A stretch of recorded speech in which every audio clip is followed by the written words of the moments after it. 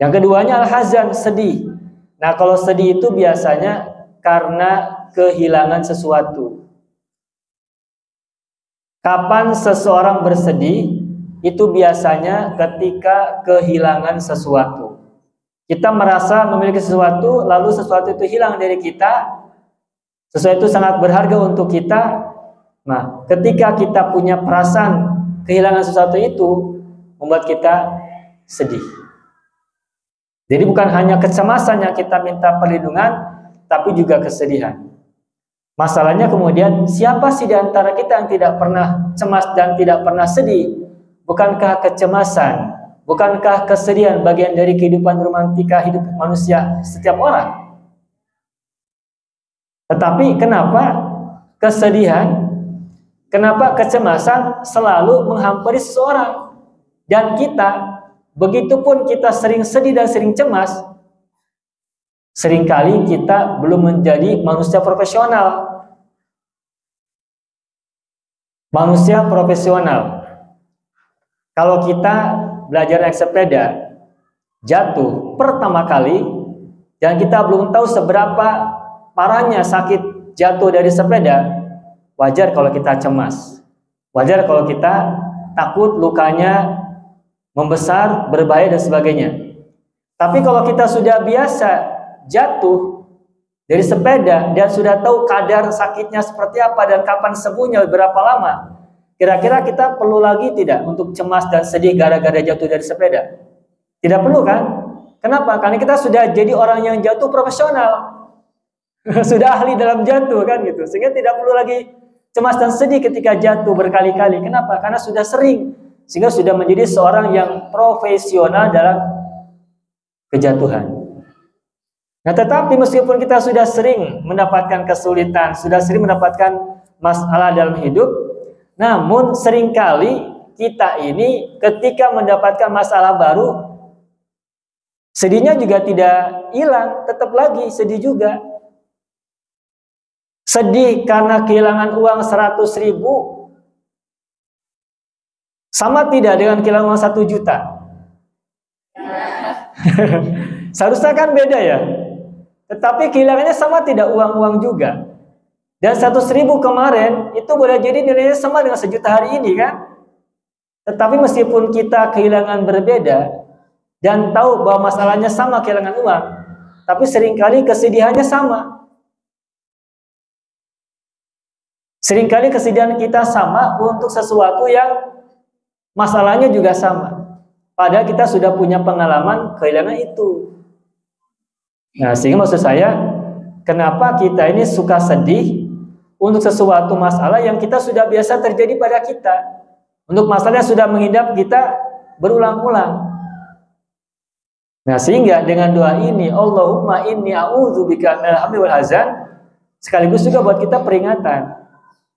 Jikapun ada kepada kita menghampiri rasa cemas atau masalah yang menimpa kita, kehilangan yang terjadi pada kita, nah, karena kita sudah biasa mengalami itu berkali-kali sepanjang kita hidup dari usia kecil sampai hari ini, maka di antara menyerap doa yang tadi kita bacakan, agar doa ini bermanfaat untuk kita, maka secara psikologis kita juga harus sudah mulai berdamai dengan diri sendiri, agar tidak terlalu cemas untuk sesuatu yang boleh jadi sudah berulang-ulang kita rasakan.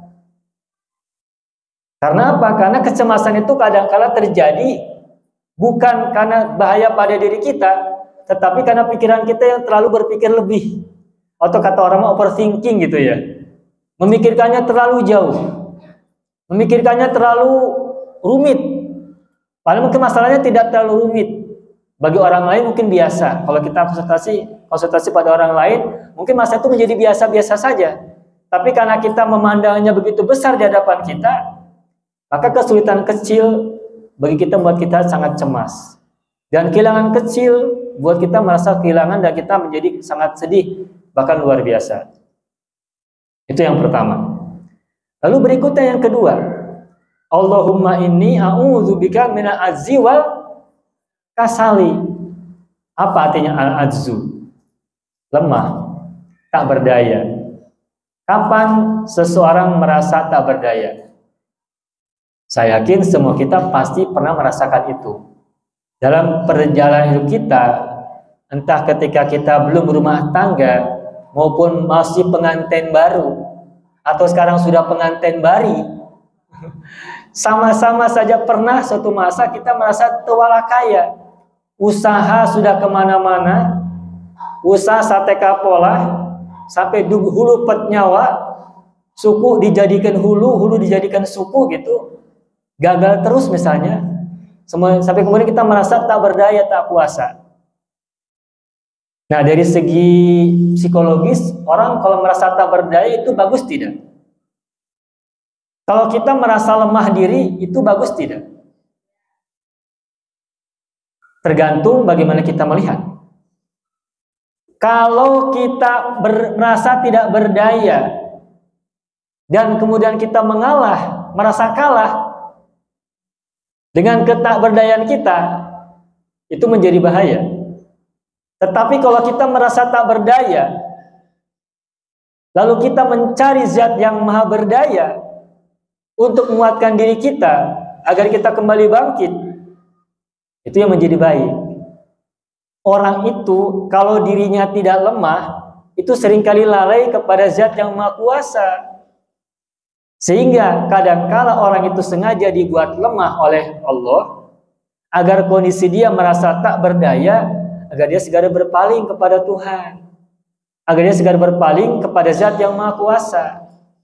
Karena orang kalau sudah kuat, sedang merasa dirinya kuat, sedang merasa dirinya dikdaya, itu kepadaratan lah gitu, kepadaratan. Sehingga ketakberdayaan itu meskipun di satu sisi itu ada buruknya, tetapi kalau kita menjadi hamba yang profesional sebagai hamba Allah, maka ketakberdayaan itu semestinya menjadi kebaikan untuk kita.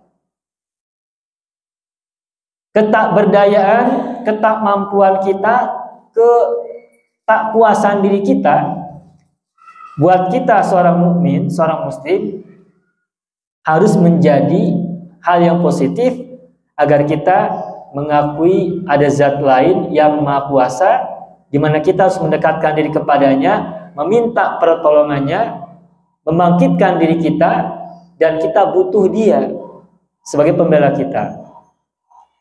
Kalau kita tak berdaya, tapi kita tidak tahu diri untuk mendekat kepada zat yang maha berdaya, nah ini yang buat kita semakin berbahaya. Kita semakin kehilangan kendali, dan boleh jadi kehilangan jati diri, dan mungkin nanti bisa buat kita semakin terpuruk dan susah untuk bangkit kembali.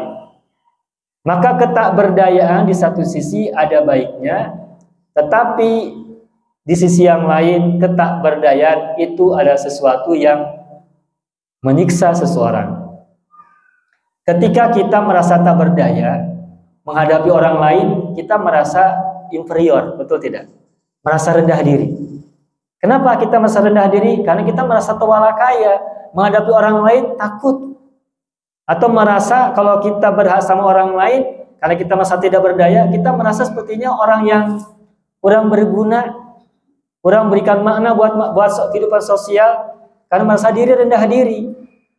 Sikap rendah diri itu bermula dari diri yang lemah, dan ketika dirinya lemah, tidak mendapatkan hal yang positif, maka munculnya menjadi rendah diri, dan akhirnya merasa dirinya sangat lemah, tidak punya kuasa, tidak punya makna, sehingga dia berpikir dengan kelemahan dirinya. Akhirnya kemudian boro-boro untuk berbuat baik buat orang lain, bermanfaat untuk kehidupan orang banyak, dia sibuk dengan mengutuk diri sendiri sebagai orang yang tidak punya kuasa, bahkan tidak punya makna, bahkan tidak punya guna di alam dunia ini, di mana Allah sudah berikan kita kesempatan hidup untuk memberikan makna. Dia lupa bahwa dia lahir ke alam dunia untuk sebuah misi dari Allah, untuk menjadi bagian dari perpanjangan tangan Allah untuk menyebarkan manfaat dan kebaikan Allah untuk semesta yang bisa dijangkau oleh dia, oleh kita, oleh dia semua, dia dan mereka semua. Maka di satu sisi kelemahan ketakberdayaan itu adalah positif ketika kita menjadikannya alat untuk mendekat kepada zat yang maha kuat. Tetapi di sisi yang lain kelemahan juga, ketakberdayaan bisa menjadi negatif ketika dengan kelemahan itu kita justru sombong dengan kelemahan kita. Apakah ada orang yang lemah tapi sombong? Ada. Kapan orang lemah menjadi sombong? Orang yang lemah dan sombong itu adalah ketika kelemahannya tidak membuatnya mendekat kepada zat yang maha kuat. Merasa dirinya hidup sendiri, tidak ada zat yang membela dia, dia tetap sendiri sedang lemah itu. Maka ketika kita sedang lemah, kita berlindung jadi orang yang sombong, yakni tidak mendekatkan diri kepada zat yang maha kuat. Itu al-azzi. Nah, dampak berikutnya dari merasa diri lemah, itu kita akhirnya menjadi orang yang malas, wal kasali. Al-kasal, kasal itu malas. Tadi dalam bahasa kita sekarang orang nyebutnya mager, malas gerak. Di satu sisi istilah mager itu baik ya. Disingkatkan malas gerak jadi mager. Ya manusiawi kalau suatu saat kita mungkin ada perasaan hoream, malas berbuat sesuatu atau sedang mood. Ya itu manusiawi. Tetapi dalam konteks yang lain barangkali mager juga ada saatnya. Karena kalau kita tetap konsisten istiqomah dalam kemageran, kan jenuh juga ya. Kalau kita terus mager saja di rumah gitu, mager gitu, pasti kan ada jenuhnya ya. Nah, tetapi sebenarnya bukan hanya itu yang kita inginkan dari kalimat doa ini. Ketika kita malas, ketika kita mungkin malas bergerak, itu anugerah-anugerah Allah yang dilimpahkan, disebarkan di pojok-pojok yang lain di seantero jagat ini, boleh jadi tidak akan kita bisa dapatkan.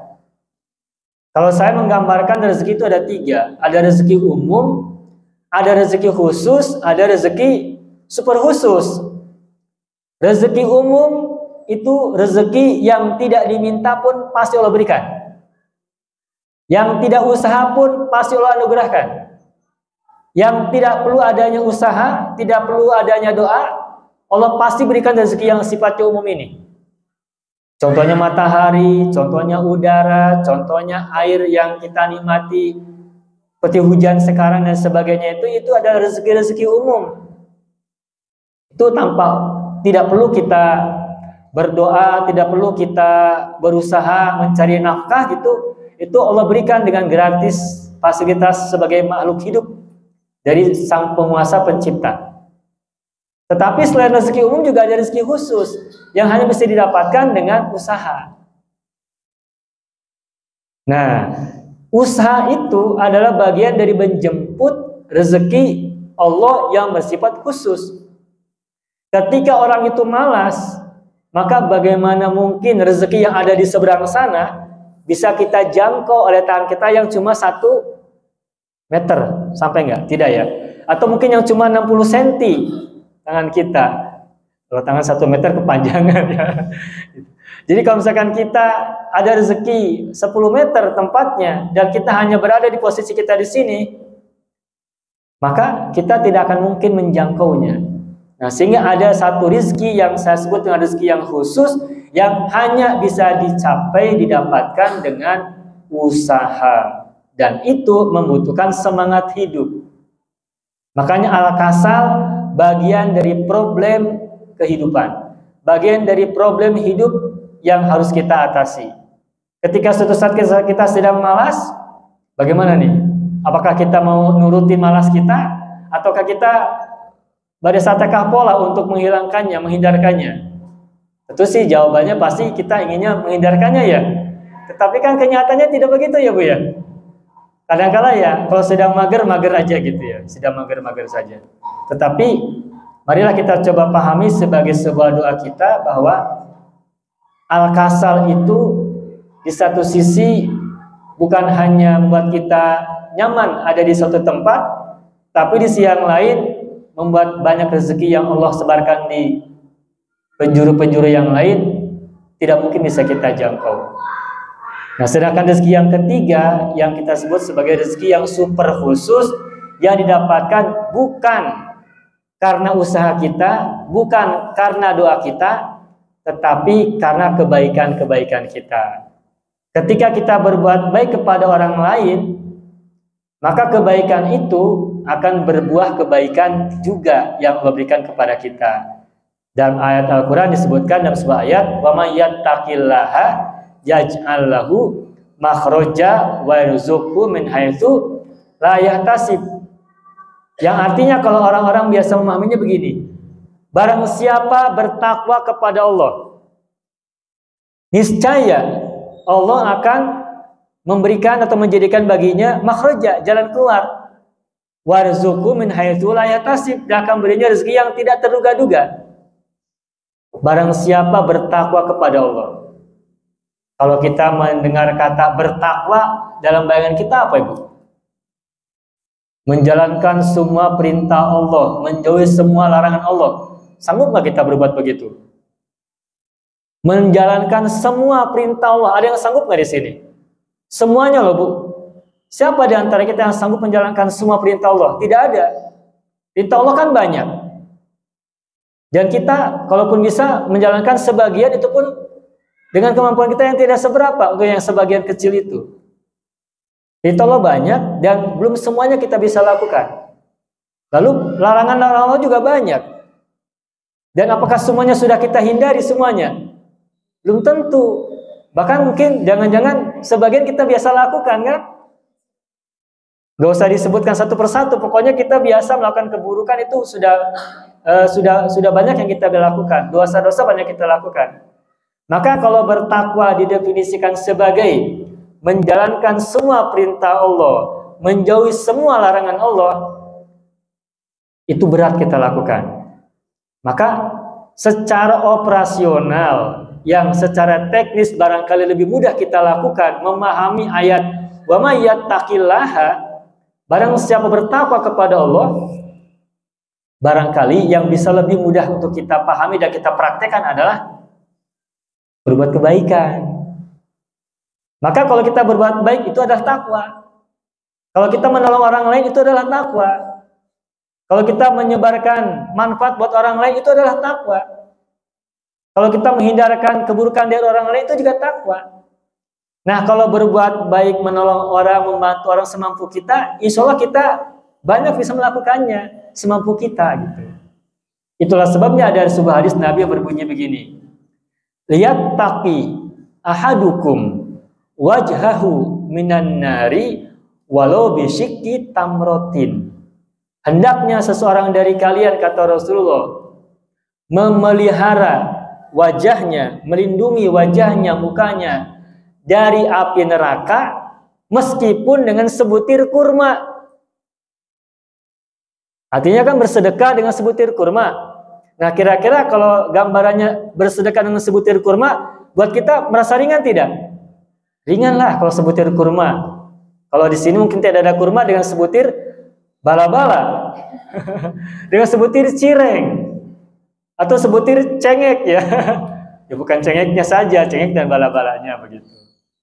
Nah, kalau gambaran seperti itu buat kita merasa ringan, kita optimis gitu. Inilah yang buat kita optimis dengan hadis Nabi tadi. Hendaklah kalian menjaga wajah kalian dari api neraka meskipun dengan sebutir kurma. Artinya kan meskipun sedekah yang sangat kecil itu pun bagian upaya ketakwaan. Karena itu kan kebaikan. Nah, ketika siapapun bisa bersedekah meskipun dengan sebutir kurma, maka semua orang dari kita ini punya optimisme untuk berbuat ketakwaan. Yang dengan ketakwaan itu kita punya harapan untuk dapat tadi janji Allah, yaj'al lahu makhraja warzuqhu min haitsu la yahtasib, mendapatkan jalan keluar dari Allah dan mendapatkan rezeki yang tak terduga-duga. Maka dalam konsep rezeki yang super khusus ini dijemput dengan cara berbuat baik apapun, berapapun, dan dalam konteks apapun dan dalam bentuk apapun. Makanya kaitannya dengan hadis Nabi yang tadi, kita minta perlindungan kepada Allah dari rasa malas,